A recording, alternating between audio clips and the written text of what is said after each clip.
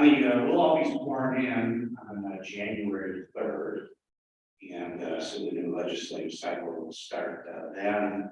And usually the first big order of business that will come pretty quickly will be the state budget. The governor will introduce a state budget, and then that will be turned over to the legislature. And we go to work on that. So you'll see a flurry of bills as well come out right away on January 3rd. So that's all as far as I'll go with that. What we do on the state level. As far as the Senate district, I did want to be available after your meeting here today to discuss with anybody about that open seat. I have a candidate for that seat, and certainly would like to meet those supervisors that represent those communities, specifically that are in that Senate district. Leave it at that. Well, thank you, Dan. Thank I you. think that they'll be available on back at the end of the meeting, I'm going to chat. So, do we have any other public comment today? All right, there being none, Julie, not the, oh, I'm sorry. Step up. Hi, my name is Matthew Manis. I'm the lead operator for Ozaukee County. We're located in Brockton, western Washington. I just wanted to take a quick moment to say happy holidays and encourage everyone here to attend the Illuminated Ozaukee Light Show. That is in Cerner Park, which is in Cedarburg, right off of Pioneer Road. It benefits the nonprofits. There's a Profit Center, and runs Fridays and Saturdays, December 23rd from 5:30 to 8:30. If you haven't gone, I encourage you to go. Donations are encouraged. And if you have gone, I encourage you to go again. You might find that some of the light shows have changed. So, thank you. All right, thank you. Is there any other public comment? Okay. Do you have any communication, Lisa? No, it isn't. Rhonda, do we have any claims? That's me. You. Guess we're up to our report from our county administrator, Jason. I'll claim this is the best county administrator's report on Ozaukee County for the month of December. Competition is also nonetheless. Good morning. Thank you for being here. I'm happy to see two of our really major policy initiatives coming for you today. The wage study and the appointment of a medical examiner, really culmination of many months of effort given by some of our strategic planning initiatives. On the upfront, our management team has completed a review of all the projects that were submitted to the county. We do have about $8 million available to Supervisor Wolf. I haven't seen 6.5. Because 7 of those fundings for their use, about $8 million set aside for that. We will cover the executive committee at their meeting in January. We'll have options for them, and I think those options will really set the stage for us to spend those funds on sort of large scale and impactful projects here in Ozaukee County. That's been my goal. Since we provided by the federal government, that's the counties. I think Ozaukee County is well equipped to put these funds to good use. Philosophical differences about the spending, I think, should be aside. We're going to focus the primary use of these funds on county infrastructure, but then we'll talk about how we can best work with our not-for-profit partners on their identified needs too, and I think we'll have some options for some of those efforts outside of this ARPA bucket, if you will. So again, we're going to bring them to the executive committee in January. By way of an update on transit, at the November meeting, the Public Works Committee awarded a contract to a vendor to provide both share ride taxi and the bus service. We're moving forward in that vein. However, our current vendor has filed a protest under the word of the contract. So our corporation council is working on the county's response to that. And, you know, I think, obviously, there's two sides to every story, but, you know, our current vendor who's protesting probably has a few decent arguments to be made, so we're working our way through that protest. There's gonna be two options there. One, we can deny the protest, and the vendor can move forward and seek other legal remedies if they like. The other option would be that we would have to rebid the service. So a lot more to come on this in the coming weeks. Our public works team is working with our current vendor to hopefully extend their contract beyond the expiration date at the end of the year, to make sure that we don't have any interruptions, especially on the shared taxi side, because there are a lot of people, a lot of county residents who rely on that for transportation, as we saw this spring when we had some issues with the software program. So working through the process there. We received, I think, 4 sub-recipient grant agreements on EMS grants. So there's 4 municipalities working, and I wanted people are working together to hire additional EMS personnel. I don't believe as of today anybody's had made any additional hires with those funds, but our finance team in my office has met with many municipalities who are working under this grant, under the grant program, because our goal is to make sure that we hire additional EMS personnel. So we want to make sure that they're able to sort of account and report access to demonstrate that. So we can't use those funds to subsidize current funds that are budgeted for their EMS. We want to make sure that they prove it. You know, there is a quarterly reporting requirement that's required under the grant agreement. So this will really allow us to report back to the public safety committee as well as the county board, because we want to measure the impact of this program. County sales tax continues to defy expectations. So our sales tax collections surpassed $1 million this month.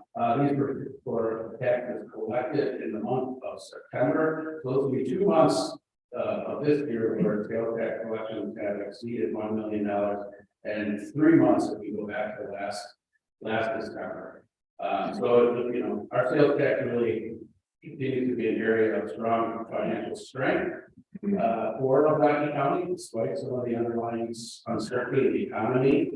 We are on the pace to certainly surpass our $10.1 million revenue estimate that we set in the 2022 budget, probably by $750,000, if not more.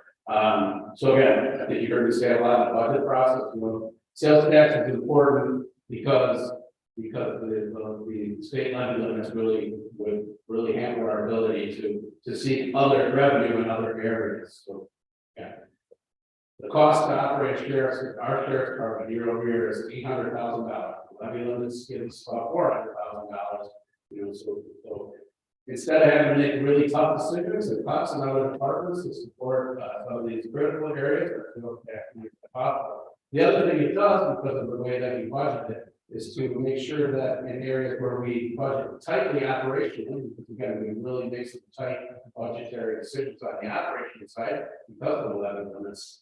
You know, these revenues give us comfort to know that if our sheriff department does go over those conservative budget estimates, those sales tax revenues are there to make sure that we're not hitting our reserves in our areas. So I'm really excited to report that the finance committee approved a 1.5% premium increase on health insurance for benefits for 2023. You know, our HR director and our benefits consultant did a great job. We took the negotiations up to the 11th hour this year, probably a little bit longer than we normally would like to. And the original increase that was set by the insurer was about 7%. So the original number was 7%. We were able to get it down to 1.5%. And that 1.5%, I think, it's really concurrent in today's environment. So yeah, we kind of stretched things out. We used the bidding process. We sought bids from other providers. And one of the reasons we kind of thought time was on our side is that we had a pretty significant claim of over $1 million from one individual early in the year. And then we watched, because our numbers kind of averaged out to a lower than average numbers, we were able to kind of time things right and receive a 1.5% very increase. So pretty great work on by our human resource team to do that.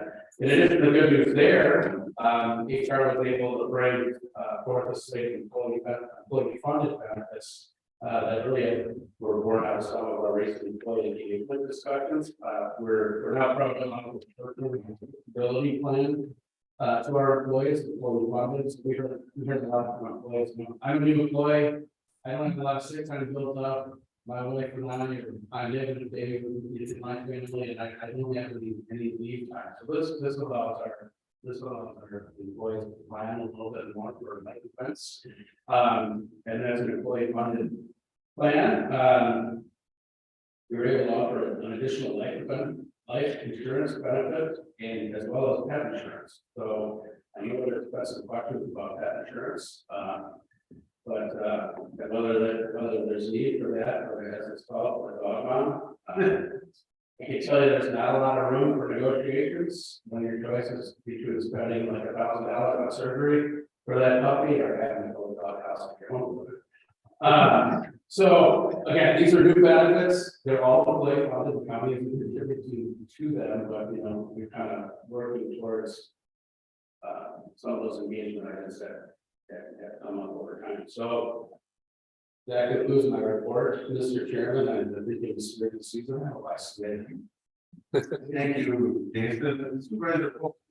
Thank you, Mr. Chairman. Jason, regarding health insurance, did we budget 5%? Is that? We budgeted, I think we were like 3%. Okay, so we're coming better than that's fantastic. And then just to comment on the protest, you know, I think it depends on how you look at it. I would have a different take on it that there really are not significant grounds for the protest, but that's why I believe it's in our corporation council's hands, and she will determine yes or no. Thank you. Thank you, Supervisor Wolf. Supervisor Haas. Thank you, Mr. Chairman. Jason, real quick question. So I'm working with the Northern Society, working on the CMS stuff. And one of the things that keeps coming up here, I mean, this deadline is getting closer and closer. And when we look at sustainability, there's no answer on how we're going to sustain this past this 3-year mark. So we're working on agreements with the northern part of Ozark County, but when we look at the price tag, what it's going to be after 3 years, everyone's scratching their head trying to figure out how is this going to be sustainable. Is there anything from the state or the county that I can take back to kind of, this is what we're leaning towards, we're trying to keep this going after this 3-year period is up with the funds that we received? Any kind of guidance on that, I guess, I could take back would be greatly appreciated. Thank you. Yeah, I don't think the county has any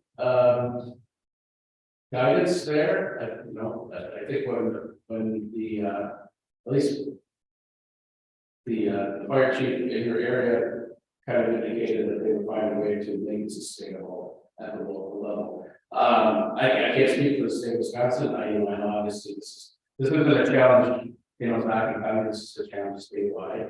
I know there's been some discussions from the Wisconsin County Association as well as the Association of County Administrators and County Executives. And I think this is, you know, this is one area that has been discussed at great length. Probably heard the state of Wisconsin has the most significant surpluses that it's had in a number of years. So I think, you know, we would hope that they would use those to really solve a critical issue that we're having in Wisconsin County as well. I would say, I know the issue large in Wisconsin County. I'm sure it's even more significant in some of our northern counties, right, where the population is less and the distances are greater, et cetera. So, well, it's a national problem, right? It's not a unique Wisconsin problem. Correct. So, but you know, by signing up for those funds, any municipality that's going to receive those funds, they'll have to provide the county with their plan for sustainability by May of 2023. So, and part of that is to determine whether or not what role, if any, the county will have to play in doing that.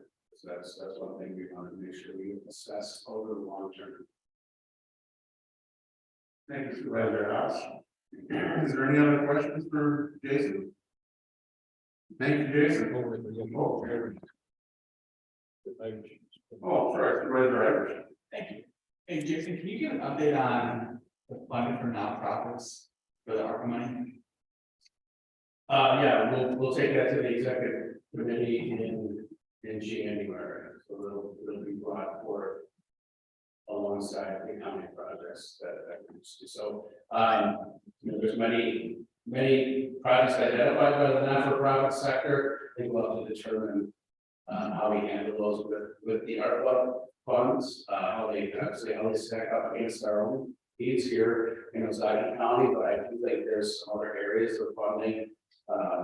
Particularly our opioid settlement monies that could be put to use in some of those areas, so I think there's this won't be the only option, but I think we'll have to weigh those in the context of the other county identified projects. Thank you, Supervisor Irish. Are there any other questions for Jason?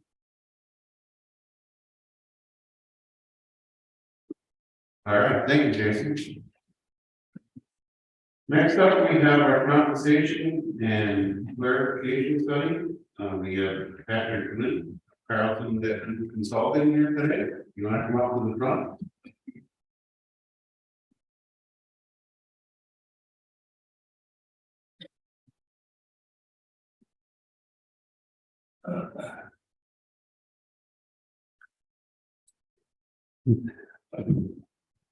All right, good morning, everybody. Morning. Talked about this for a few months now. And after a lot of doing, redoing, tinkering and fine tuning, I think we're here ready to get things launched. Just kind of a quick overview. Close on the finance committee. My apologies, there's this probably about the third or fourth time we're going to this project, but I think again, we're kicking it off earlier this year. And getting feedback, from employees in the department heads at some time, I think was an important piece, because I think it laid the framework, and I think as Jason alluded to some of the engagement conversations we had, many of those sentiments were here during those meetings as well, in terms of competitiveness and the cost of living and those sorts of things.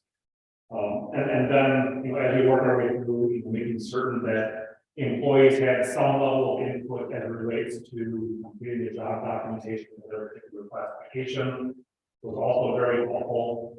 Collecting market data and then sorting, sifting, and analyzing it, as we'll talk about, as we work our way through. That's probably where all of the conversations occurred in terms of competitiveness, how do we reach a competitive position here in Milwaukee County, Southeast Wisconsin, in the labor market as it currently stands. Lots of work on the job evaluation, job analysis front, and we'll really wind down this morning to kind of the final stages of related to that.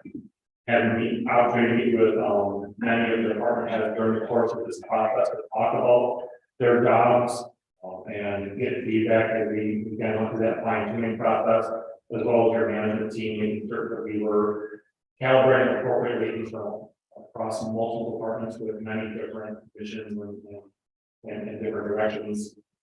Those final inputs that we got were valuable, and as we stand here today, hopefully we have something that you adoption. As we talk about this, I think this is probably a good time to some of the conversations that Jason alluded to related to the economy and some of the challenges. Consumer price index, when we were talking earlier this year, we're a little bit more elevated than we would like, and things just really haven't slowed down since. I think that helps contribute to some of the conversations, but I would say, and I say all over the place, is that PCAT is not even the metric when we look at compensation. It certainly plays into the conversation. But I would also say, in terms of responding to this, a lot of the organizations, Jason refers to, statewide or nationwide problems as it relates to local government funding. The methodology you employ to get here and to be able to afford the recommendations shows a lot of vision. It's not a matter of had people on that, but we're working with a number of entities right now where the cost of inflation, in addition to the competitiveness of the labor market, really has them hamstrung in an incredibly difficult position in terms of trying to get to a competitive wage level. So again, that foresight to say, let's squirrel some money away, not knowing probably the time that these inflationary times are going to kick in, I think really helps break that. The next couple of slides, the other metric we track, I think is a more accurate measurement, kind of the direction of wages, and is actually probably a lot closer to what we see in the marketplace with the employment cost index. You know, the CPI is reported monthly, this is reported quarterly. There's some that baked into those CPI increases. But my first notation is that since the last major recession in 0809, the private sector has surpassed the public sector pretty consistently, actually every single year, every single quarter, that is. And that has, so it began to be a challenge a couple of years ago, and in the last couple of reports, you can see where the private sector spiked and the public sector was late to the game. And, you know, we always, just for as long as I've been consulting, we would always talk about how the public sector is the last one going into a recession and the last one coming out. In terms of because of the way taxation works, all sorts of things. And we're kind of heartening to see Morgan Stanley has a forecast where the public sector is being anxious, they're coming out with recruiting and retaining employees are certainly there. And it's going to take a couple of years for the public sector to catch up. And you know, this is certainly one of those steps in order to be able to bring the talent in. But I think the other part that's helpful is that they you know, as a whole, which is a good sign, because sometimes I think we feel like the sky is falling when we get into some of the stuff, that we're still in a pretty good standing overall as a public sector in terms of programming some of these increases that are coming our way. As it relates to the market, and I know we illustrated this at the front end of the process in terms of where we be drawing comparisons. I think it's helpful to have a view of the outside world across the state. Our primary focus was still in southeast Wisconsin. That's where your primary labor market is. For some of your professional management level positions, when job openings occur, knowing that you are competitive throughout the state is also helpful. The one thing I will note is it contributes to the conversation at the end, in addition to the heightened prices overall. Solid, I was just doing a math in the back of my head, and I was in the back of the room. Solid 50% plus of the comparable organizations here are either actively engaged in their own compensation study or will be in the very, very near term. Whether they have the full result for review.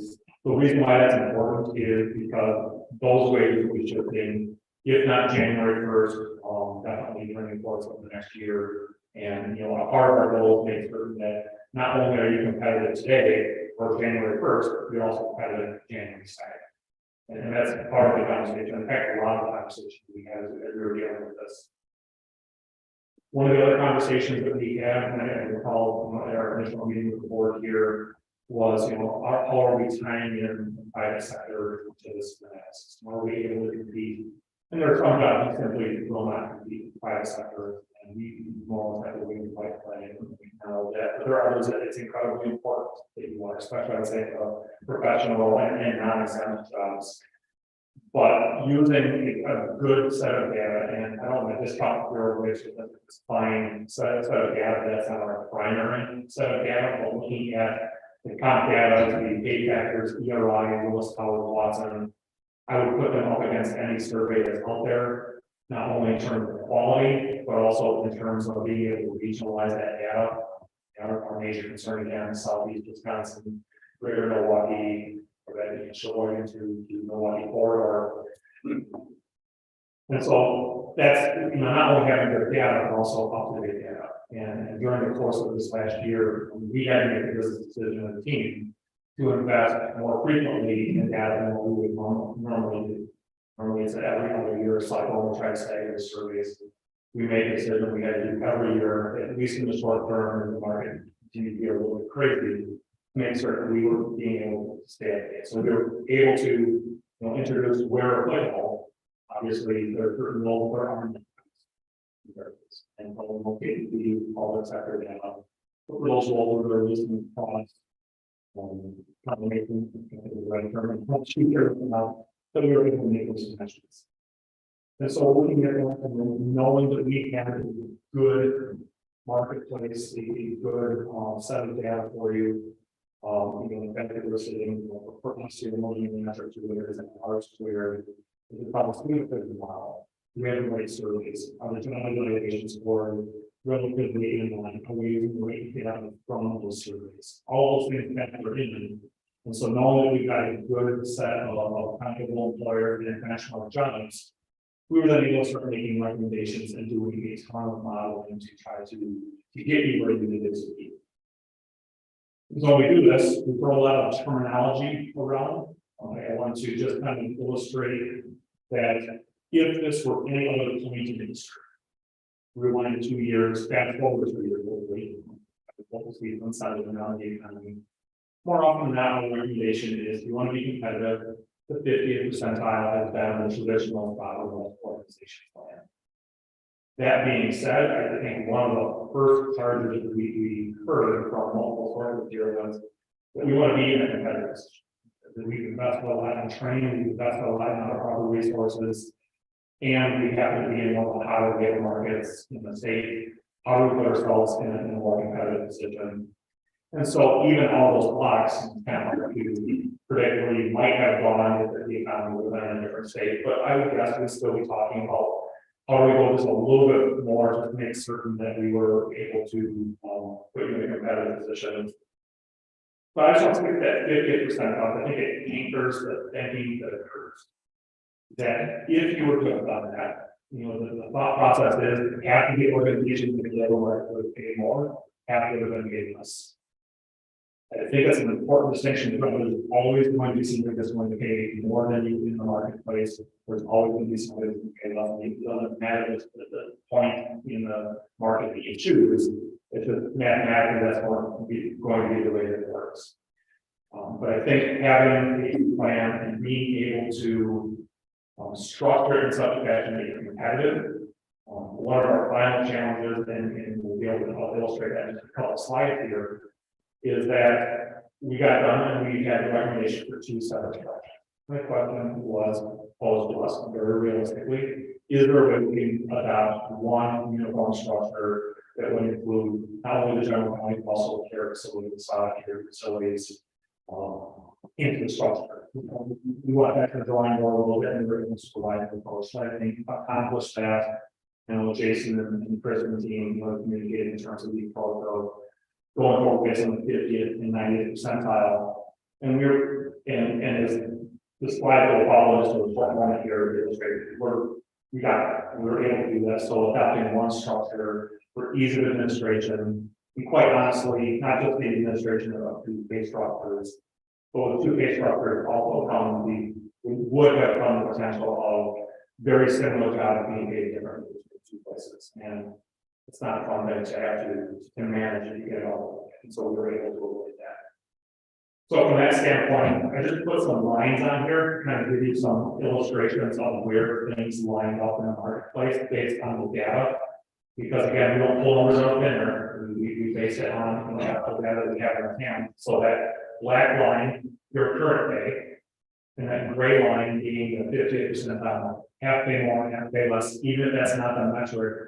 That's the start jumping off point for our analysis. And then having the 75th percentile, the 90th percentile, to then begin to do some modeling based on that.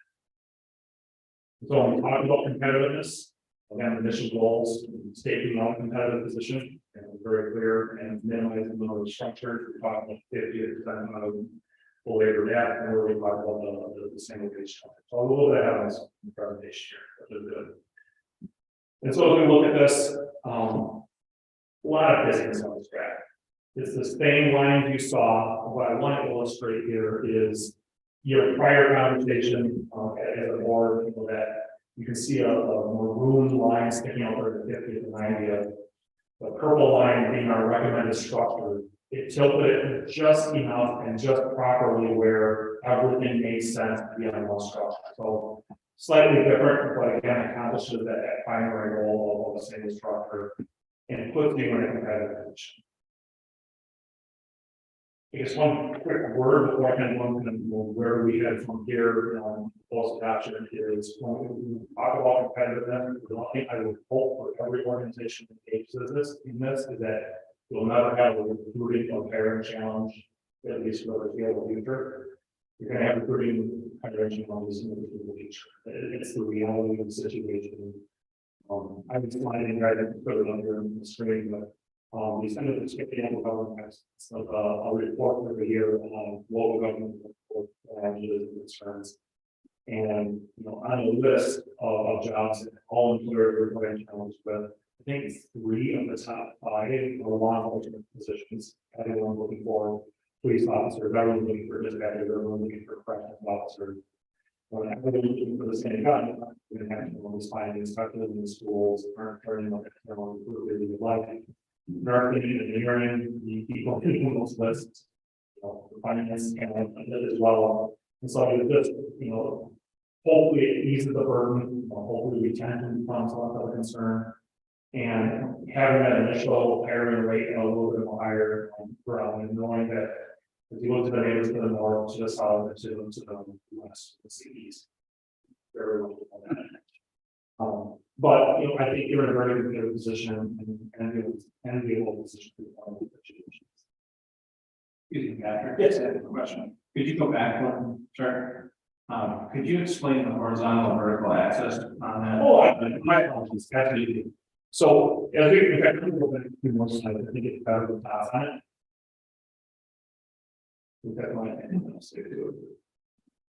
So if I go back here, this is the answer to that everyone is on the chart anyways. Is that you work your way across the bottom, so of our benchmark jobs, and each one of those dots on that chart represents a benchmark. And we were able to confidently match the external marketplace.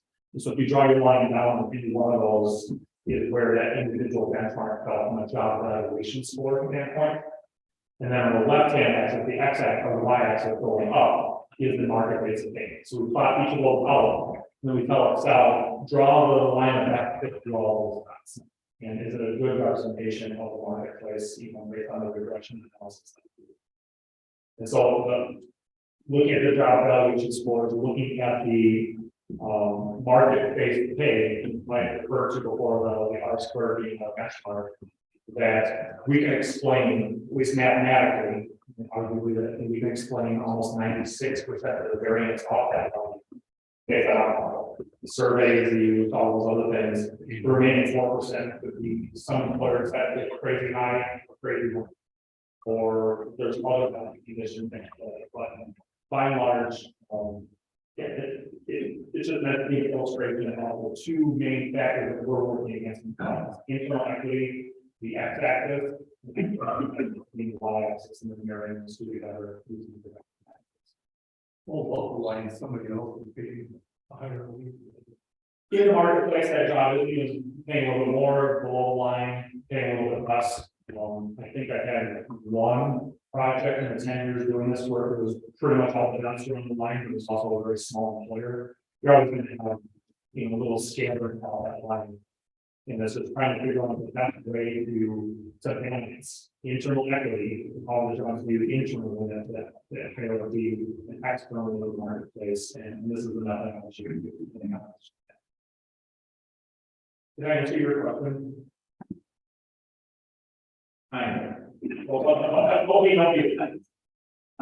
Well, the job evaluation points, I don't understand what the how those are quantified. What is that reflective of? Sure. So in our, let's see if I have a slide here.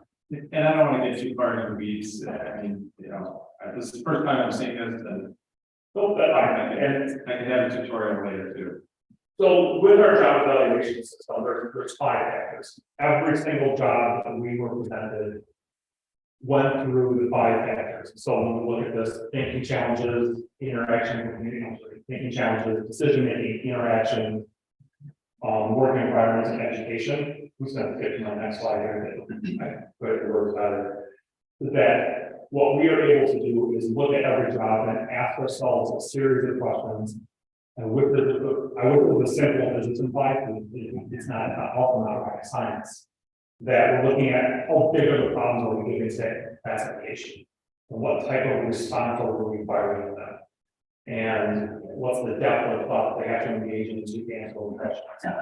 With decision making, how big are those decisions we're involved relatively? And every single one of those factors have a continuum of rating levels, you know, from very simple to super complex, or very inclusive to, you know, that it's on my own, it's a wild west, I'm trying to figure things out. So looking at these, every single one of these factors has points assigned to it, or then it gets to the end in jobs that might be apples and elephants comparison, and then the day of the week, we're able to do a comparison because we're answering the same questions for each and every role in the organization. And that's the horizontal access. Yeah. That these are the results. Yeah, that makes sense. Thank you. That's a good question. If you have any question, I'm sure somebody will. Anything else before I jump into the appeal process? If I was standing in front of you as a private sector board of directors, this wouldn't be part of the conversation. One of the challenges, and I happen to like working in the public sector, like the button function at times, but is that transparency is built in. Every employee knows that every employee makes, or at least got to be able to figure it out. It's transparent. That's the way government should be. And so when we talk about this, and because of that, it's more important to have the I's dotted, T's crossed. But when I talk to boards and I talk to councils, what I would fully expect is, well, wait a second. Can we just adopt something? What on earth are we doing? And are we going to undermine the decisions made by the board? And it is our goal to avoid that absolutely as much as possible. And so coming up with guardrails or expectations for the appeal process is very important. And the first thing is that it's a review of the grade placement. It's not a review of, hey, here's where I was placed in my individual grade, step 4, step 5, step 10, wherever it might be. Having that subject to appeal completely undermines the implementation strategy and can escalate that cost very quickly. And so again, the grade placement is our first focus. I'll plan to do a little bit more in a second. But again, as I alluded to, it's dotting the i's, crossing the t's. Sometimes jobs change. In fact, there's a handful that as we were approaching the end, well, what about this? You know, this job is changing. It's probably a better candidate to deal with appeals. We would push information forward for review and consideration. And, you know, sometimes there's, maybe we need to recalibrate the department for a series of jobs. I just spent all day yesterday with a client working on a departmental restructure on how do we now compare the jobs based on new job descriptions. But what it's not, I think, is equally important. Again, not undermining any of your policy at all decisions. Here's our marketplace. Here's our placement in the market. Here's our implementation strategy. Those are all policy decisions that are necessary to get this plan out. Sometimes we will hear, you know, this employee was placed at step 4. They're a fantastic employee. Can't be placed in step 7. They really well above and beyond all of the. That's great. I hope we have an organization filled with outstanding performance. That would be every person's dream. But this is not a performance review process of a department or an employee. And again, implementation strategy is trying to be agnostic as it relates to performance, because the equal conversation can be this employee placed at step 6. Why aren't they gone yet? Maybe they should be placed at step 0. You know, that sort of conversation, down, not looking at performance in the opposite direction either. We talk about that step placement, or changing the marketplace. The one thing I would note about this is, let's just say, and this is a possibility, and I've seen it happen. In fact, I had this happen, you know, back when I was an HR director, one of my own employees, that employee is, I go from grade J to grade K. That if there's a possibility that at grade J, I was going to be placed at step 5. And then I move up to grade K based on appeal, and we're going to say, yeah, no, you're right. We didn't see this correctly, or maybe you had an additional correction to your job documentation. You move up to grade K, you might actually go down a step, because that's where you might go from step 5 to step 3 in grade K. A little bit less money we're going to get in that J, that lower grade, but long term, you have a higher money position. That movement and a grade is talking about long-term earning potential, but that short-term implementation can sometimes be playing a challenge. So the reason why I raise this here is not to be the conversation anymore, is that the financial impact of the results of the appeals is usually fairly negligible. It's shuffling things around in terms of placement. That long-term cost might be more, but the short-term implementation is rarely underlined with the historical process. So when we talk about the process, we try to keep it fairly focused for a number of reasons. One, no matter of cost, but also we're trying to make certain that we have the jobs evaluated correctly and not trying to cater to political demands and performance demands. So first of all, we have to kind of like a court case. There's nothing to appeal until there's adjudication. This is the adjudication we're talking about right now. Make that comparison, but that's what we have. At that point, we offer what we call our pre-appeal stage. Employees, those who are on the fence, that doesn't feel me. I use context, I used to always be in line with this position. Why I'm finding this in the way with other individual employers, other classification. I would like to kick the tires and look under the hood. That we then offer the ability to say, all right, I'm gonna raise my hand, I'd like to see some of that information. We share information and we keep it focused. And we're gonna talk about why. That one, we share the job evaluation rating levels. At the point, and so when you're talking before about the ratings is from 6D in our job evaluation system for education experience is a bachelor degree in board of finance. They get the rating levels, but they're not getting the points associated with that. One, that's a proprietary product of ours, but two, what we find is if I tell an employee, your job is rated at 495 points, and I know the next grade is 500 points, instead of having an in-depth, intelligent conversation about the job and the duties, responsibilities, and requirements, it turns into what words do I need to use to get 500 points. That's not the goal of our process. The goal is let's get the job rated correctly and find tune it over based on the provided rating levels. We provide a summary of our job evaluation system. We know it's a little bit unfair that expecting employees to look at the job evaluation system that they have turned in, but at least giving some contextual idea in terms of how we arrive at our decision is the best way to do short, doing 3 days, as a day of training to try to do evaluation. So giving them some information on that. The other thing that we try to focus on is that if an employee appeals, we provide them the rating levels for their classification. We're not trying to get into this, I want my rating levels, I don't want these other 10 jobs rating levels. Talk about your job, let's get that done, hopefully we have to really resolve this out. But trying to make certain the process is done, not run all of their shit. And in doing so, we can several years, especially as we've been progressing over the last decade, to kind of fine tune that process to make sure everyone is wrong. At that point, those employees who really look at it, they have a decision to why we continue forward with them. By and large, I would give you a number, somewhere between 40 and 50% drop all of the appeals process. We got information, enough information, love it, I understand it, I appreciate it, thank you. I'm going to move on. Others who don't have legitimate concerns, and we can go forward and look at that. Once they have a chance to fill out the appeal form, pretty easy, just where do you want us to look, where do you think that we err in our decision making? We then sit down with the department, we sit down with the management team as well. That's incredibly valuable in terms of gaining insights to the organization. We review them, we ultimately make a recommendation. As I often say, even today, we don't make decisions, we recommend. Even with the appeals process, bringing those recommendations back to the county for the final approval process. So for you, as you're dealing with this, and as your team has put a lot of time into figuring out how you're going to their budgets and forward and ultimately navigate through this, and coming up with an implementation strategy that is fair.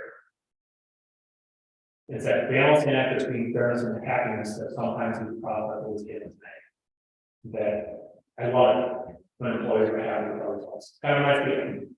But I also know that what makes one employee happy is going to make the employees happy. So most of our attention, not all of our attention, especially at the stages, are you being fair? And that's the only conversation I think we engaged in, and the comment been incredibly fair in their approach. In terms of taking into account the size of the increase, oftentimes, this is not the case here. Reiterate, it's not the case here. In some cases, we'll have a step rise and increase is a penny. Or something of that nature, already account for that. Line of service isn't always being taken into account, so we're working through those options and making sure the capital is built out correctly. So for us, making certain that you are aligned strategically. I think we talked kind of where you might have ended up if the economy would have been in a different situation. I think strategically, you're putting yourself in a very good position to kind of weather the storm, even as we kind of navigate through some of it. We're internally equitable, and that will only get better as we navigate through the appeals process. Certainly, given your market competitive, supportive employees, that was one of the focuses. The conversation on total rewards. And if I recall correctly, we had some level of conversation regarding that before. Hearing a 1.5% health insurance increase right now, again, I was doing a round of applause because that's unheard of. I remember right now in another place. My current company is an insurance broker. We don't deliver too many of those 1.5% numbers as far as my hearing. We have a conversation in terms of how the benefits plan is, even though the singular focus of this study was on base wages and compensation. As a board, as a management team, you got to find the budget that is considered full. But keeping the pulse and keeping an eye on those and navigating through those challenges is incredibly important. Legally sound, one from an internal equity, from a pay discrimination, pay equity standpoint, that part, I feel incredibly confident. As we deal with some of the other legal, Fair Labor Standards Act and things like that, there's a couple of tweaks we need to make some to make certain they comply with the wage and all the laws. But that in mind, that we're really rising to the level of being noteworthy. When I talk about affordability, I talk about two things. And this is one of the two conversations I can look at today, and I already hinted at this before. One, you afford the initial implementation. In most organizations, finding a change in the sequence to initially implement the project, I'll say it's easy, that's an undertaking, but is certainly a lot easier than the long-term sustainability. And again, the fact that you're using not one-time money. I've lost track of the number of clients or all the public sector entities who aren't clients who are using one-time money, ARPA funds, fund balance, or some other source of revenue that's non-renewing to pay for compensation. That is going to have serious effects in the next 2 to 4 years. The fact that you're not doing that in the affordability and sustainability of the base structure is that much easier because of the methodology you employ. Understandable. I hope something that we delivered over the course of the past months forward today is understandable and that's something to work with. And then this buys you some time, but in the worst of times, I'll say the worst of times, highly competitive economy. Every 2 or 3 years back in the marketplace, as the economy slows down, maybe every 3 to 5 years, something where you stand in the marketplace is advisable. I would say if that's taken care of as jobs come and go, as you shuffle jobs around in terms of duties and responsibilities, making certain they're placed appropriately in structure. The shelf life of having to worry about doing one of these full studies should be every 10 to 15 years. Longer, again, if it's cared for appropriately, but it's some time to work on that. You don't have to start planning for that today. Maybe tomorrow, if you're going to be economy, but you've done a lot of work and you've got to do. So I've got to do what I need to, and actually my numbers just for being like 7. Happy to answer any questions you might have in addition to this. Again, thank you for your time. Supervisor Gravel. Yeah, the only question I have on is, how do you figure out the job description? Job description I work with, 21 people doing the same job, but only 2 of us could do the results of the scrap and repair and solve the problem. We all got paid the same. My wife works at a place where the same thing happens. Even though the title is the same for this company, this company, this company, but the jobs that you're supposed to be doing be 5, 10, 15 steps. So how do you determine that on your line? We have to go out based on the job documentation. First of all, and we're aware there are some of those roles where it might be, any individual part, they might have 10 people in the same role, and you have this overall set of duties. You employ one, you're gonna handle this subset, you're gonna handle this subset. That really falls out more performance management or an employee management issue, but if the jobs are expected, they have the same knowledge and are expected to perform the same level of duties. The distribution of those duties, comes down to the manager or supervisor in charge. If it's inequitable, in terms of that, and that was part of the process of that, say we had this 5 frontline jobs up here, another 5, didn't raise any concerns. Maybe you have an entry, intermediate or senior level of that role, we try to account for that in some of those instances.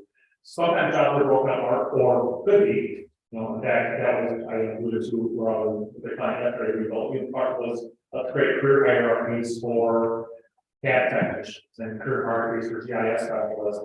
So we do bring somebody in and we can recognize those differences. So what we see, go a little bit of left turn from what you just had, I tie it directly in, is that over the course of the last decade, a lot of organizations did away with engineering technician 1, 2, 3.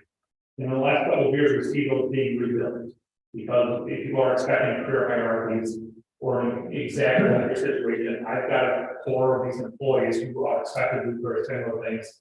But I'm giving this group more difficult tasks and more important responsibilities. I want to be able to place them in the appropriate segments. So I think a good portion of that will address through this process and having flexibilities with the jobs in the future. If that situation doesn't need exist, you can handle it in the future within the outline of the system. The thing I found amazing is that even though you can crawl up the ladder, right? The guy that's ahead of that everything, he doesn't want you crawling up that ladder because he's threatened. That's an unhealthy organization. Yes. So I would say I hope that doesn't exist, and I love it when I see an employee eclipsing my knowledge. Yeah, well, that's a very good thing. Thank you, Supervisor Gravel. Supervisor Nelson. Thank you, Mr. Chairman. First of all, I'd like to thank Jason Bridge for recognizing the need for this study. I think it's very, very important that we've got this behind us. I think for getting it going. I have one question on the appeal process. You mentioned, I think it was the number 2, if I am in a level of, let's say, other comparable quoted jobs, and I know I'm the best singer. I'm absolutely the best, far in the road. I'm a snowball driver. I can do it faster, better, never hit a mailbox. All those things. Why wouldn't I appeal to get a higher rating than those that are just average? My job duties are the same as my coworkers. I'm just doing it better. Yes. One, I would encourage you, that was part of our conversation, we include a performance element to this conversation. And I think there's a little bit of work that needs to be done. And I'm speaking for Jason, Jason will also be speaking on the turn here. There's a little bit of work to be done to get to that stage. The second part is, if I'm really good at my job, I'll be good indication I'm ready to do this.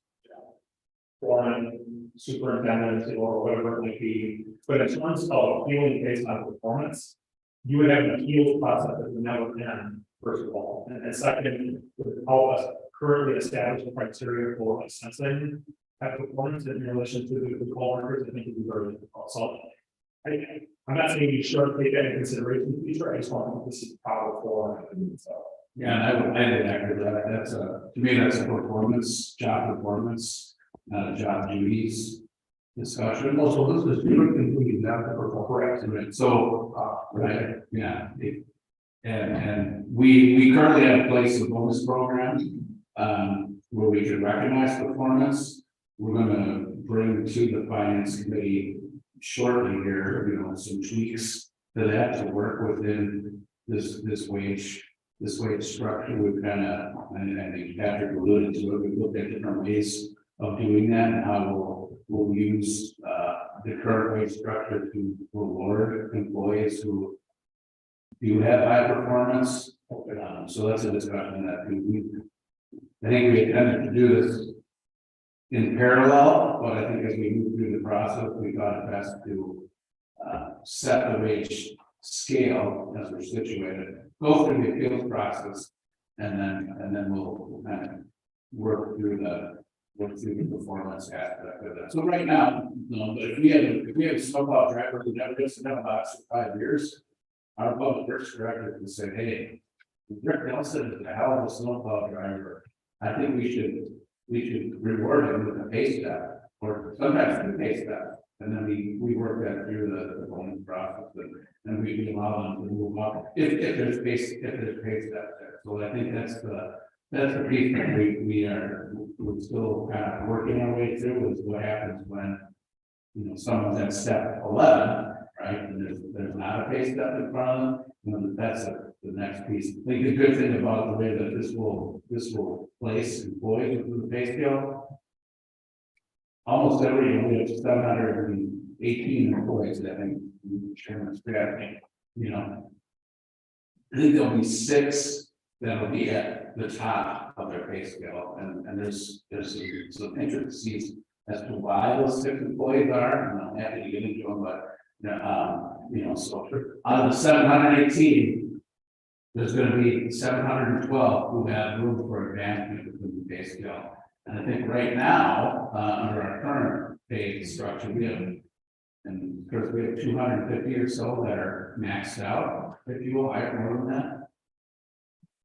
Yeah, 250, maybe even a little more than that, that are currently maxed out, you know, so they have no step progression in front of them. And the other thing we saw, and one of the reasons why we wanted to go down this path is, you know, when we were hiring people, especially professional positions in the organization, we were hiring them all at step 5, step 6, step 7 to begin with, so it already had sort of decreased that pay progression. So this will situate employees very nicely with growth in advance, and then obviously the next step will be what happens when you do hit step 11 and you're really you're still performing very well, and again, we'll bring that to the finance committee after all this. Well, the dust settles, if you will. Even today's pay structure is not. I think it's important, when we introduce the bonus program, and I think it's important to continue that, because in the private sector, that's a way, always complicated, something, cash or stock or something. And I think we're competing for that job pool with the private sector in a lot of cases. So I guess I'm delighted to think that we're still gonna have some sort of a bonus program within each category. So thank you. Thank you, Supervisor Nelson. Supervisor Wolf. Thank you, Mr. Chairman. Excuse me, I have a number of questions. So, is it my understanding that we can move up steps based on performance then? That is the way that performance is reported within a job category? Yeah, we do that currently, and then obviously that's the policy. Yeah. As of right now, so that will be maintained. I think our goal is to kind of also, like I said, think about that high performing max out. And sort of like how we can use this pay structure to provide performance only steps, right? Because right now they're time based, right? And obviously part of the review process. So you do a good job every year, you get your stuff, and this is switching to a performance based step. There'll be an additional performance based step. Yeah. There's still a seniority or a gratitude based step. So that leads me to my second question. So as we've already established, the short term cost impact of this is actually under what we set aside. So we're in good shape there at 714,000 versus the 173,000. But the fact that now instead of less than 500 employees, maxed out, we have, or available to move up the steps. Now we've got 712 employees that are able to move up the steps. That raises concern for me about the long-term sustainability. You know, Patrick, you talked about that, you know, we're in a position based on how we are looking at this financially, and our financial team is, you know, second to none, I think, that we have structured this for sustainability, but still there seems to be a tremendous amount of now exposure on the upside of wages based on that. I would disagree, there is, you know, the future earning potential, and that will be something that we need to plan for. There comes a point, now, 2, 3, 4 years at the end, where part of it is going to pay for itself through what I call a pay time insurance.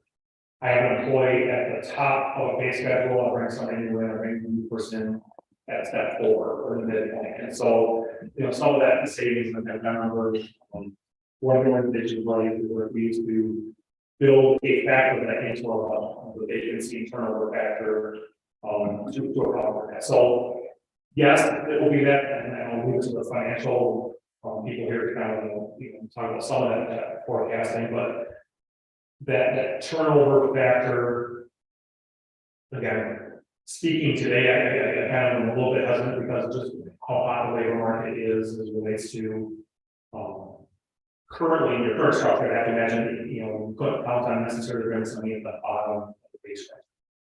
But I think, you know, with this new revised structure, I think that's a greater likelihood of being able to attract and bring people through the full structure, or at least alter the full structure instead of engaging with your brand, to bring people in at that 5 or 6, and then being able to max out that way. So I think part of that will be covered, but it's certainly going to be a budgetary consideration that will be accounted for moving forward, which I think is also helpful why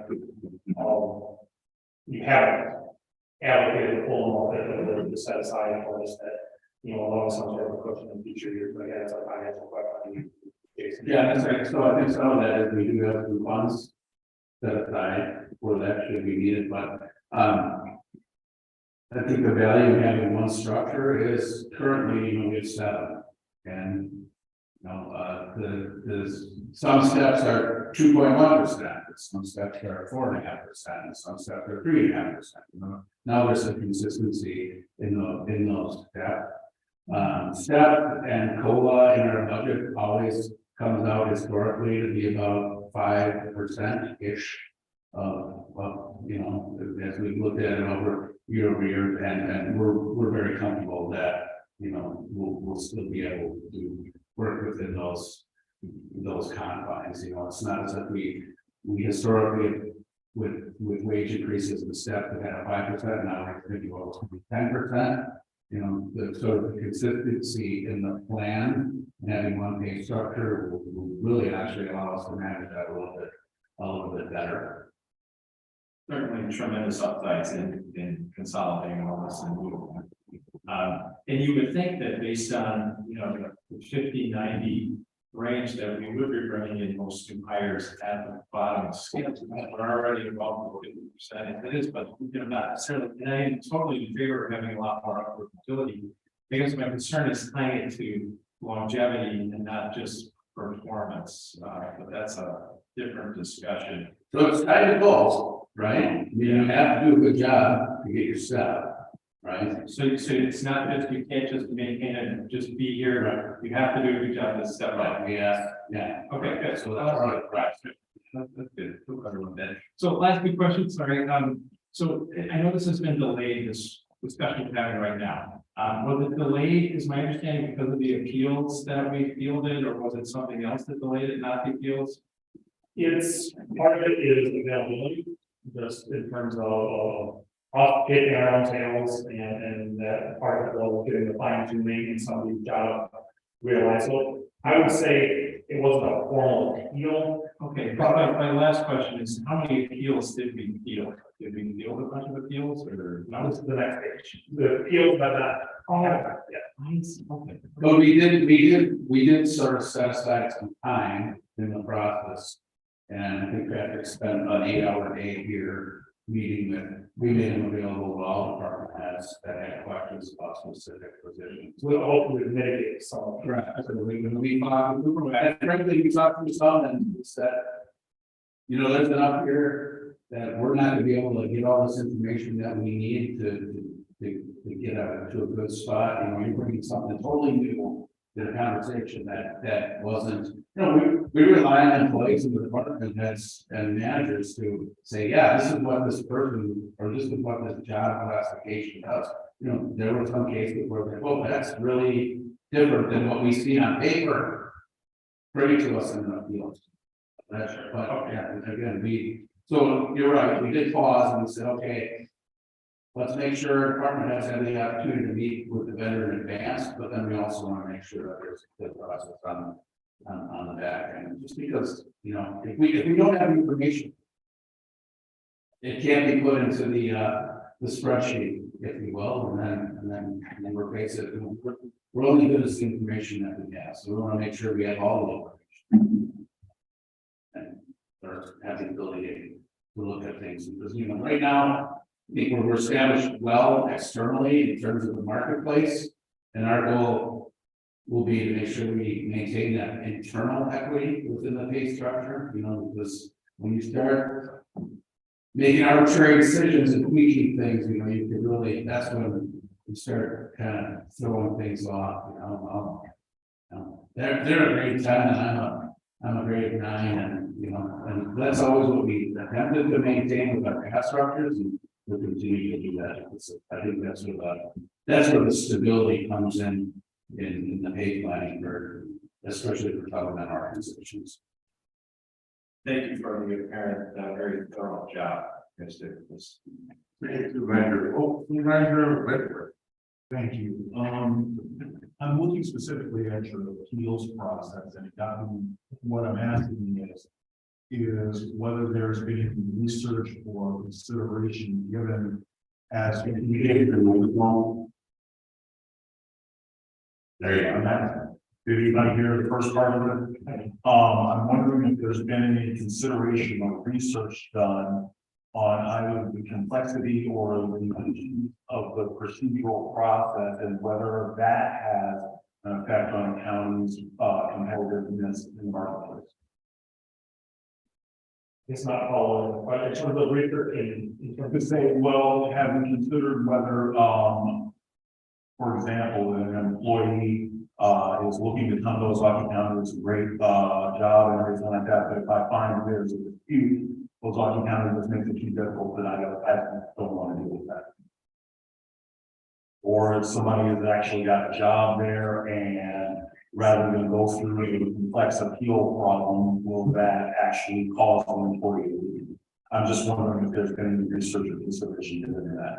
I would say that, especially in the public sector, that not having an appeals process is probably worse than having one. And I don't think the steps in the appeals process are all that cumbersome. Matter of take a look at your job documentation, take a brief glance at the job evaluation system to provide some insights, but I don't think it's a competitiveness issue. I think it is just again that final chance of weeding out, you know, there's usually two sets of things available. I've always been compared to this other classification. So why aren't I the same now?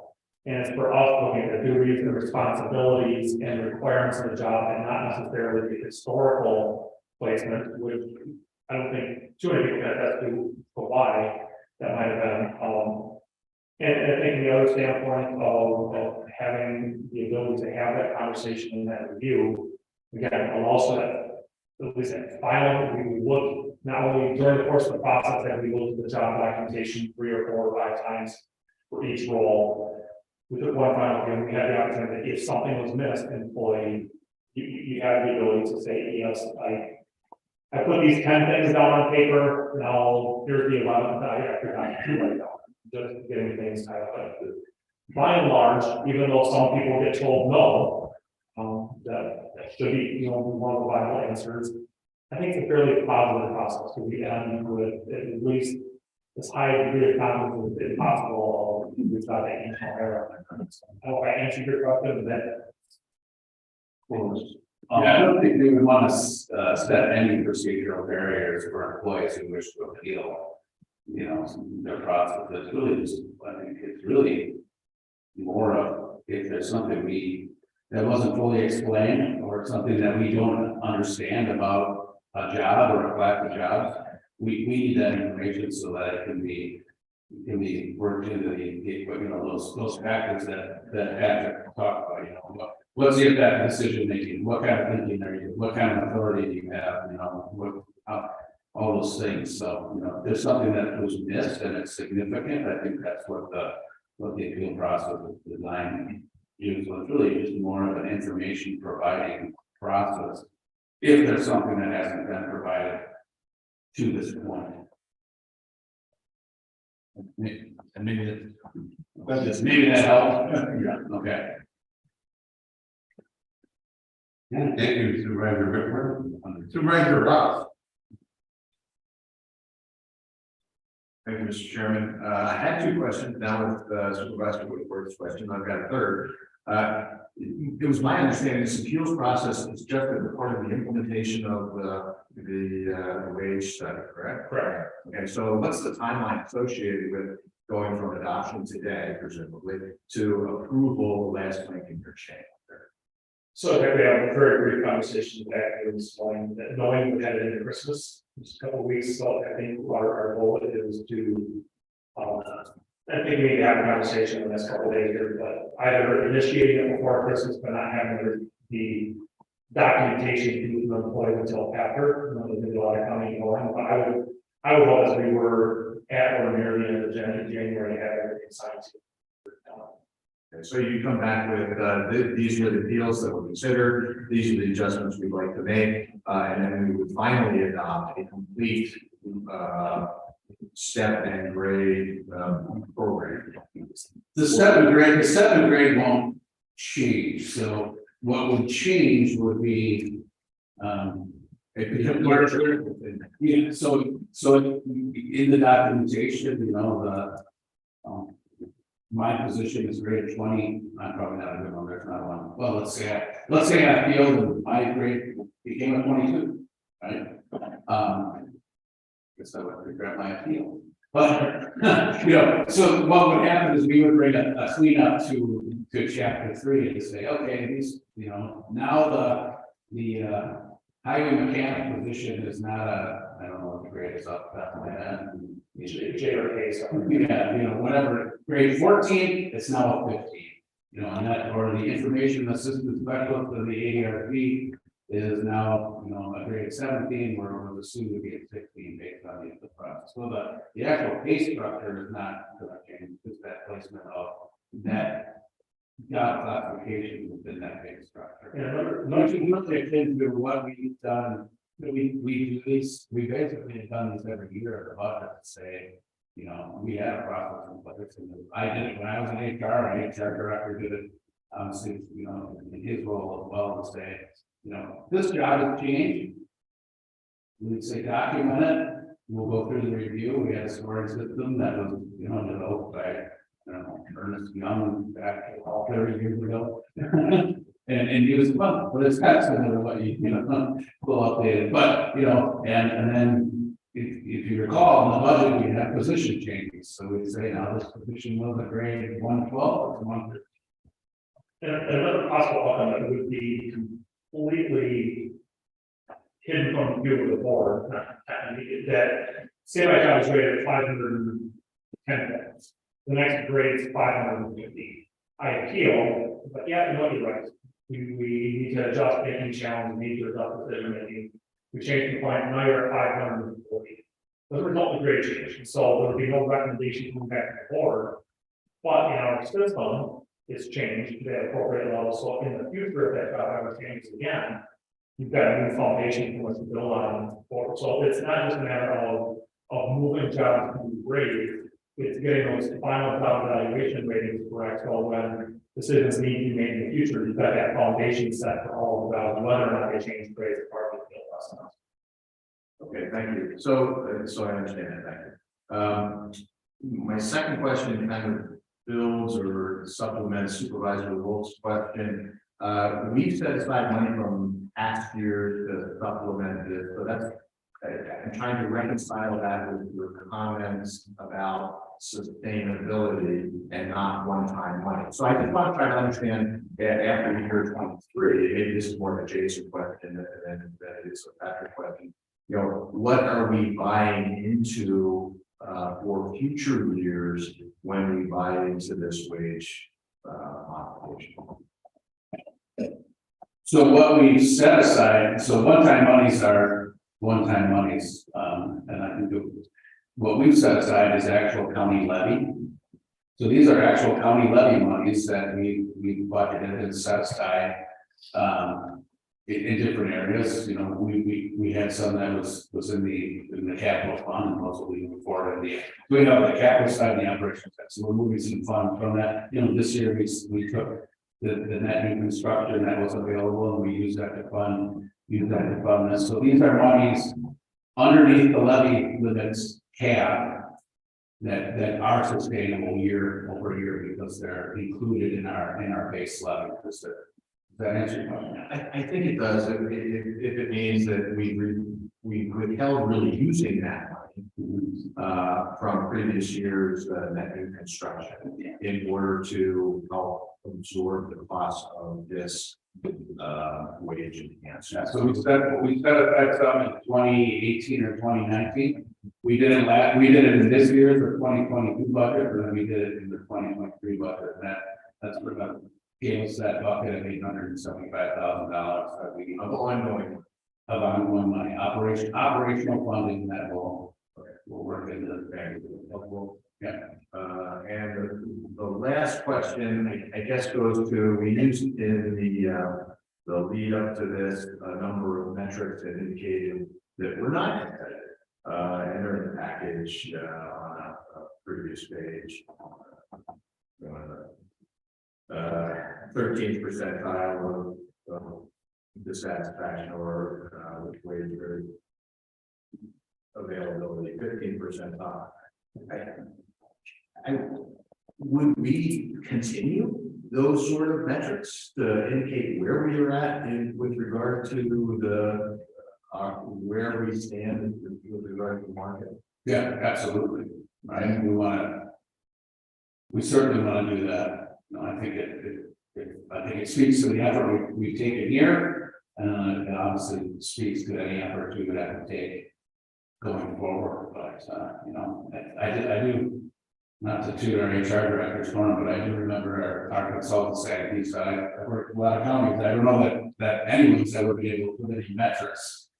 Some of these things. So, you know, we've kind of established those performance measures, and we'll certainly be able to measure them going forward to make sure that this is accomplishing what we hope it to accomplish. Right. I think that's an important point, and I applaud that thought, that, you know, there's some options that it's wage that are driving a lot of the challenges. Yeah. I mean, with adjusting the wages, other things will become an issue, and trying to uncover, discover or uncover what those issues are, I think would be important. Yeah, three things at a high level, right? Wages, benefits, and then sort of management, right? Working or management work conditions. So, you know, we heard loud and clear that the 1220 issue was significant for people who were leaving. We've addressed that, you know, by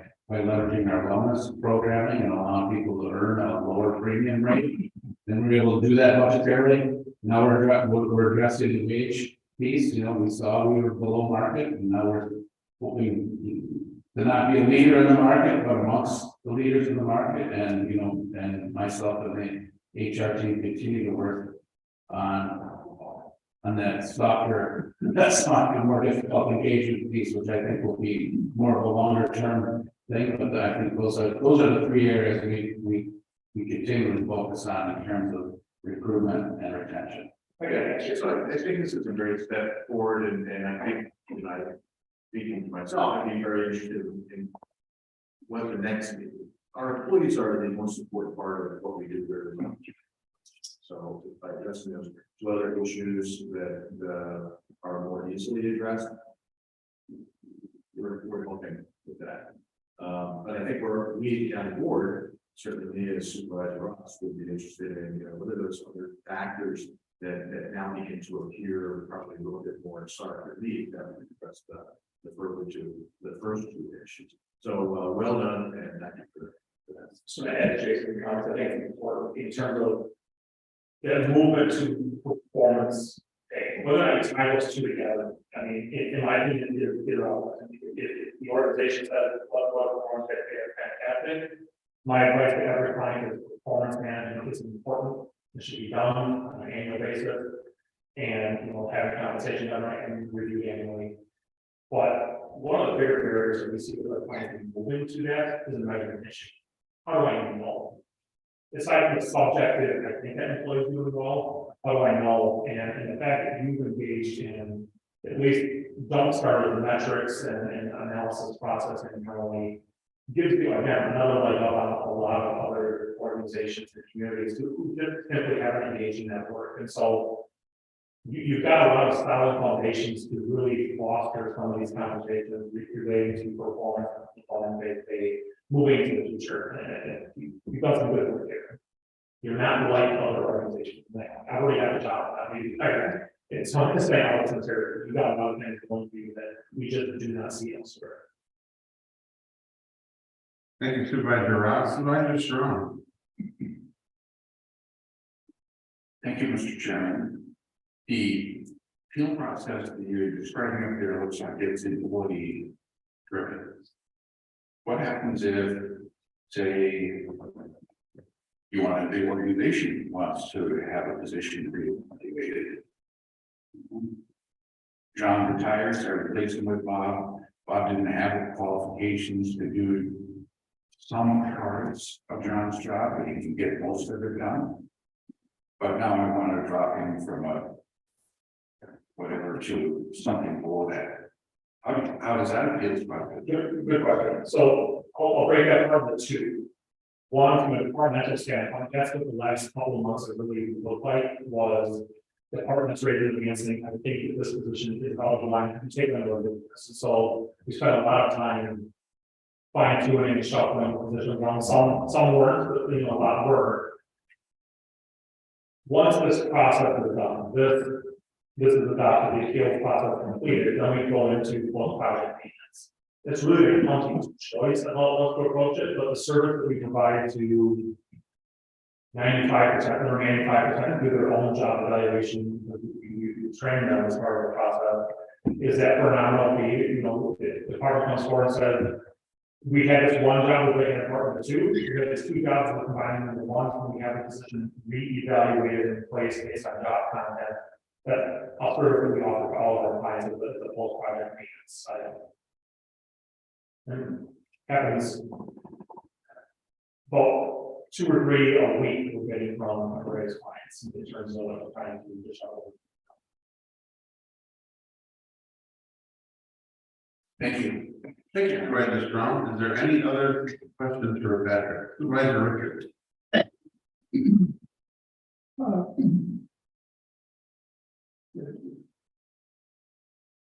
Thank you, Mr. Chairman. Patrick, thank you for the work and with working with the staff. I've done my own little analysis as I usually do. And overall, I think it's a good product for the county. Looking at what they did to the positions at LaSalle, some major increases there for licensed practical nurses and nurses and CNAs, which do the hard work out there. And we also fixed the problem, a lot of positions that might be in the human resource activities. We had 2 systems in the old days. Now we're trying to combine the one. One was a management type system. One was people that were in unions. And we did away back 10 years ago or so with employees being unions. Those employees had 6 steps, and the rest of the employees had 11 steps. So they would move up and they get to the top of their step quite quickly. And we couldn't pay them enough money actually to keep them, and for that reason, I think we've lost a lot of people. And the business that we're talking about there are like licensed mental health, those types of positions.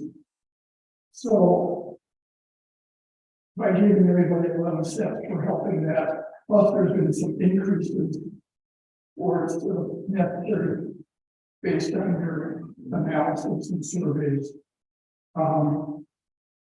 The first one I looked at it, being a federal employee, I looked back to my old general schedule and I said, oh my God, these are really high wages. But when I was working way back then, they didn't have a thing called locality pay. And if you look at the locality pay for the Milwaukee area, it's plus 21%. And when I then ran that schedule, we're very, very close to that schedule. And if, for instance, if you go to Sheboygan County, it's 116%, so the 5% difference is between Sheboygan and Ozaukee County when you're looking at general wages from a federal standpoint. So I think everything is in pretty good shape. I have a few concerns. I talked to Patrick, I talked to Jason and Chris, and they reassured me that how the jobs turned out is based on the surveys. So I agree with where they're at. Anybody again can appeal if they got, feeling that maybe they're not treated the way somebody else was in the similar job. So, from my standpoint, I recommend that we approve this resolution. And so I'd like to make that motion to approve the resolution. We have to get to it first, so we're still on presentation. Okay, all right. Then, thanks again. Thank you, Supervisor Richard.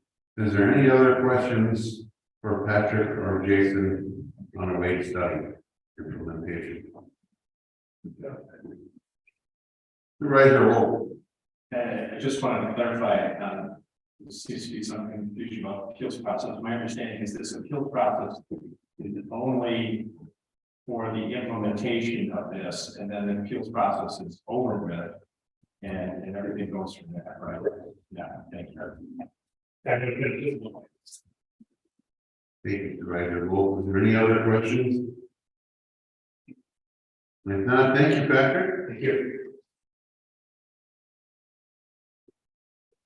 Right now, we have resolution 22-28. Repeal of replace chapter 3 of the Ozaukee County Policy and Procedure Manual, positions and pay grades revised resolutions. Supervisor Richard. Like to Make that motion. second by Supervisor Nelson.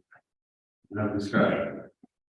That we really need to give kudos to Jason and his team, Mitch, Chris, and Jay, and Chad, and Jason Whitaker, and also to Patrick, for a lot of work was put in this hours and hours of work. So I think that from them for thanks you also. So is there any other discussion? There's no discussion on here to vote, order for the vote.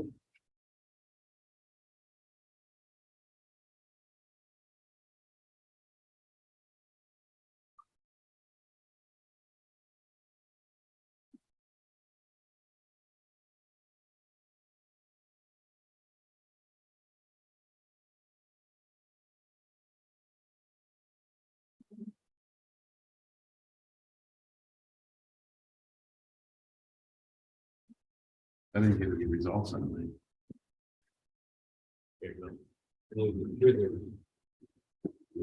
Oh, there it is. Motion passed on vote of 23-0. Next up, we have resolution 22-29, increase of revenue in planning and park in 2020. Motion made by Supervisor Holyoke. Second by Supervisor Wolf. I'm sorry, Supervisor Roth. Any discussion? Any discussion? If there is none, we will consider the report of the board.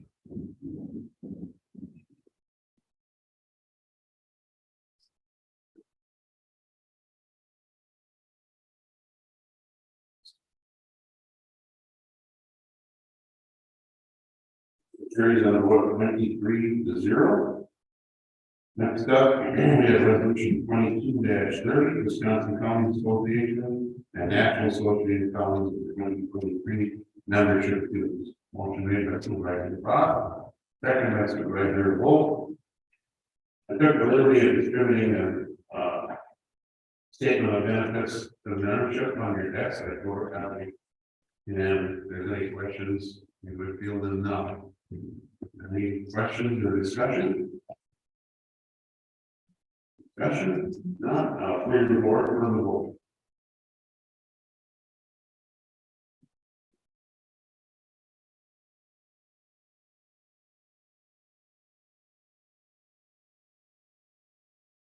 Motion carried with a vote of 23-0. Next up, we have resolution 22-31, cancellation of the 2020 outstanding orders. Motion made by Nelson, second by Supervisor Strong. Any discussion? Any discussion? There being none, I'll clear the board and vote.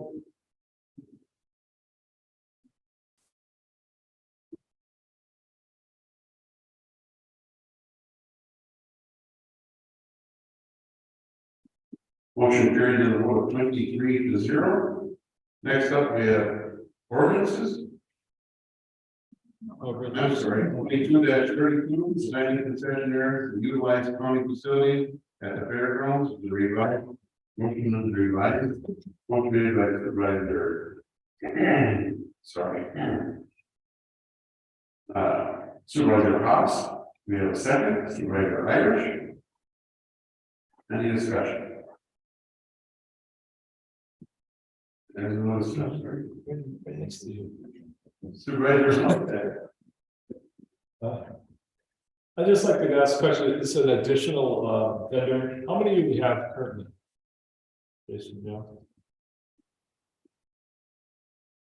I think I was asked this at the Public Works Committee. About 6. Okay. Or so. And Yeah, it takes 6. No, I think it's about 6. why are we adding on?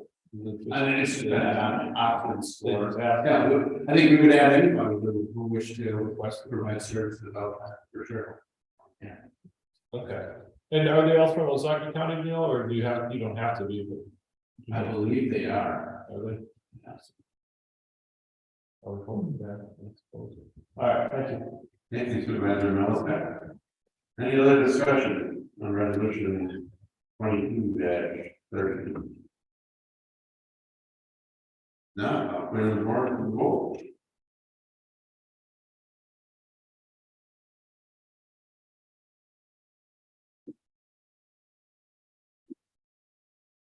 Motion carries on a vote of 23-0. Next up, Public Safety Committee and County Administrator's recommendation. Great, flip the page over. They said before. In 22-7, Benny Washington was off the county public health ordinance section 17 was. And 17.06.8 was off the county code of ordinance pertaining to food safety and recreation licensing. We have a motion. Supervisor Irish, we have a second. Supervisor Clark. Any discussion? Any discussion? Supervisor. Sorry, this doesn't read right. That's how the statute written. Okay. Granted retail food serving meals, restaurant setup fees. Okay, thank you. Thank you, Supervisor Wolf. Is there any other discussion? Any other questions?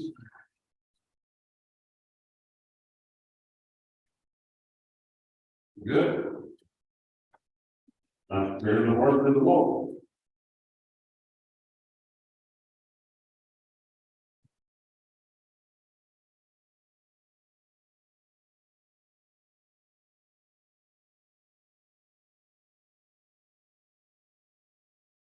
Motion carries on vote 23-0. Now, Public Safety Committee, the county administrative recommendations of the county board for the appointment of the medical examiner, Luke Warnke. He's in our gallery in the back, and we have a motion from the board, Supervisor Nelson, seconded by Supervisor Gravel. Luke, if you'd like to step up to the microphone and just introduce yourself. Want to vote first? Good morning, thank you, John. I'll introduce yourself. I told you, 30+ years experience with, on medical death investigations, military, and law enforcement. I'm open to a lot of suggestions here, there's a lot of work to be done here. And, I hope you get to put the things in place and done. One of the first things that I can do is speak with, any good questions for you, but I'll speak with the sheriff and law enforcement chiefs. See what is important to them. And our office conducting your investigations of it. Yeah, thank you, Luke. Any other discussion? Any other discussion? And we're the board for the vote.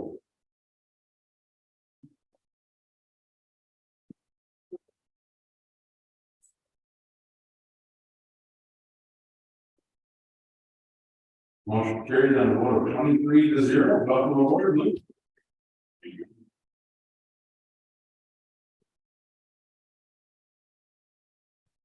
Next up, we have committee appointments and reappointments. December 2022 committee appointments and reappointments. They're on your desk in front of the packet. So we have a motion for appointments. Supervisor Nelson, second by Supervisor Gravel. Any discussion? If not, all in favor say aye. Aye. All opposed? Motion carries. Any supervisor announcements today? Supervisor Paul. Just a question if I can, and it just still to me over the course of the meeting today. One of the things that Jason covered for us was the ARPA update. And he clarified that we may have as much as $8 million to get to the decision upon, and that the at the executive committee meeting in January, that those priorities would be given forward to the executive committee, and then I believe would come to the board here after that.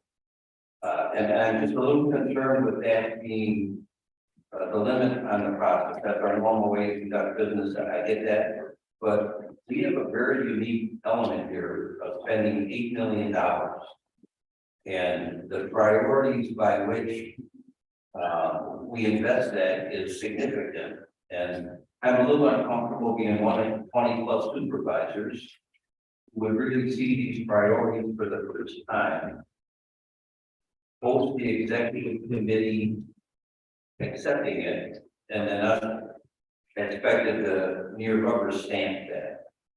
So we all participated 6 months ago in one session where we did a little brainstorming issue over at the fairground and where ideas were. We then met at another meeting where we sat with the nonprofits and got exposed to some of that.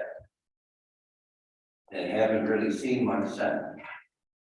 And I'm just a little uncomfortable with the magnitude of this opportunity. And then with the expenditure of $8 million, our responsibility is to do that, right? And I just would say, how do we get an understanding of what all this is in a way that we can really fully support it? Because as I heard that simple traditional schedule, I don't know that's there. Or we could say we anticipate a multi-hour discussion on it, then, then that's what it is. But, not only will we have recommendations of let's do these 7 things to utilize the money. But that decision, that recommendation is based on those priorities are better than other ones we passed on. So it's difficult for me, and the way the schedule is laid out, to think that we're gonna have a great understanding to commit as strong as we'd like that of opportunity of this magnitude. So, you know, with that, I kind of question it and say, how can we do that we do feel great about it? Should we all come to the executive committee meeting so that when, you know, the priorities are laid out, we get an opportunity to understand that better? Is there another meeting or whatever? So I don't need to repeat myself. That's kind of where I'm at, and I wanted to toss that up to our leadership and just say, how do we, you know, get ourselves through that? I guess I would put the question back to the board. How would you like to do that? And then we will facilitate any process that gets you to where you need to be. Well, for sure. So I would say, yeah, I mean, we could have a presentation, you know, I think we have 60 plus, maybe even more submissions, you know, we can, obviously we have documentation on all those, we're happy to provide it. We can have a presentation on all of those. We can have department heads and not-for-profits come in and make additional presentations on it, whatever the board wants, we will deliver to get you to the point where you'd like to make a decision. So, How are you planning on doing that presentation to the executive committee? generally, they get the information and then we sort of review those projects and then we'll talk about next steps. I think historically, then we bring that back to the board at a mid-month meeting and kind of present them in the context and sort of juxtaposed against some of the other projects, and then the board is tasked with making a decision. But again, whatever you'd like to see, we'll provide. Do you have any suggestions, Pat, on what you would like to see? In specifics, not yet, but yes, if there were, there's decision-making practices that the administration has taken and say, hey, this is what we think is best. And if that's, Jason just alluded a summary of information that goes to the executive board, yes, I would like board members to see that. I don't know if you print it and send it out to us ahead of time. I hope it'd be an interactive session just because of the magnitude of this decision, but whatever good logic was followed in recommendations, I'm not here to say any of those recommendations are wrong, but I'd sure like to understand them better so they could fully support them.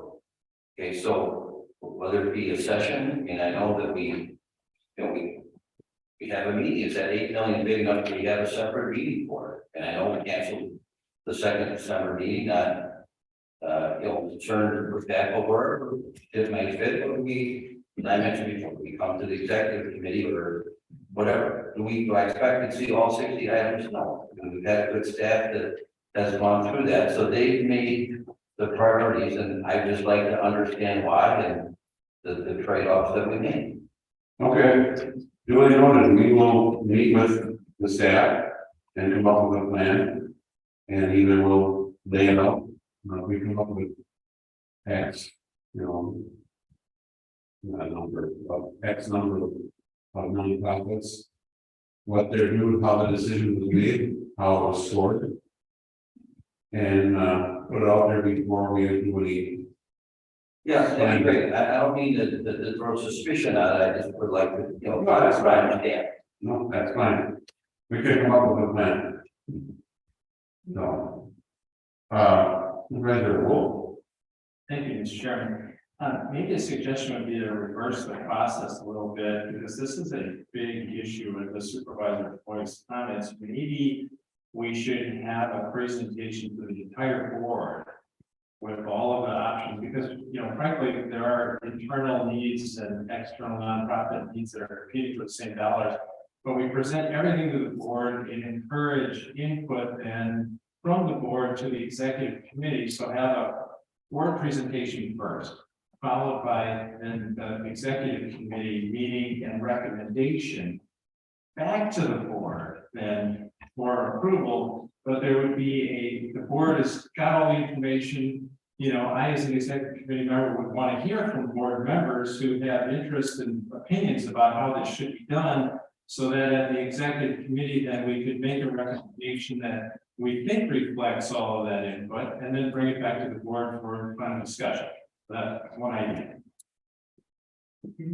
Supervisor, thanks, Supervisor Dodd. Thank you.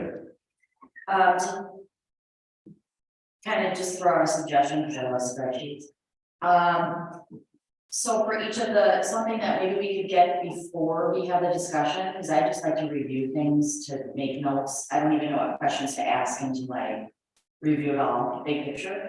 So even if we were given something like a list of, you know, the first columns, all the entries for the submissions. Then the next column's like the project title, third column's like 1 or 2 sentences on what is the project's scope. You know, third, Would you like it today? you can send that out, because then the next thing is like, that might be what we're talking about here, at least we can see big picture what it is. And then if somebody wants to delve in further, you know, then you have the cost, right? And then the last thing is I know you like to take like links. You could even put in there a link if somebody really wanted to, a link to go and look at if there's something you wanted to dig about a specific proposal. Or to know why one scored higher than the other, but then you can go in and look at the proposal. It's really similar to a project fund process. I mean, they're very similar. So for those that have participated in that after class before, you know, obviously this has to be added.